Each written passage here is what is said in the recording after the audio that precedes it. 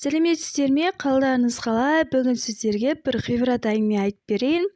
Менің жолым болмай жүр, неге ісім баспай кетті, неге мен бай емеспін, неге менің үнемі андай мындай дейтін адамдар тыңдап көріңіздер.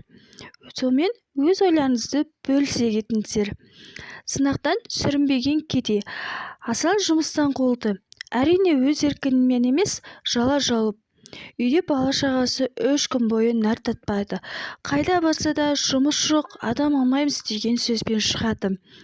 Аштан ашынған балдары мен әйелі құлағын жеп барады. Амал жоқ. Гүлсім Асанның сүйіп қосылған жары. Келін боп түскенде әдемі қастармен тігілген орамалын күйеуінің қолына ұстатты. Мынаны базарға апарып көрші. Мейлі қанша десе де балдарға нәр тататындай бірдеңе ала келіңізші деді. Асан базарға келді. Бір саудагермен ұсыныс 3 мехрам берем деді. Келісті. Жол жөнекей келе жатып, жол бойында қайыршыға кездесті. Көрмей өту мүмкін емес. Ащы зәрі құлағын өртеп барады. Алла разылығы үшін қолымды бос қайтармаңызшы деді. Бар тапқанын қайыршыға беріп кетті. Бар қызық енді басталатын еді. Үйде бала-шағасы аш отыр. Әйелі алдынан шықса не дер екен? Бар жағдайын түсіндіріп айтты. Әйелі Гүлсім қаратты. Бопты, Алла жолына кетсе қайтар деді. Содан мешітке кірді, намаз оқып шықты. Түркіні берген алтын сағатты берді. Мұнда сатып көріңізші деді.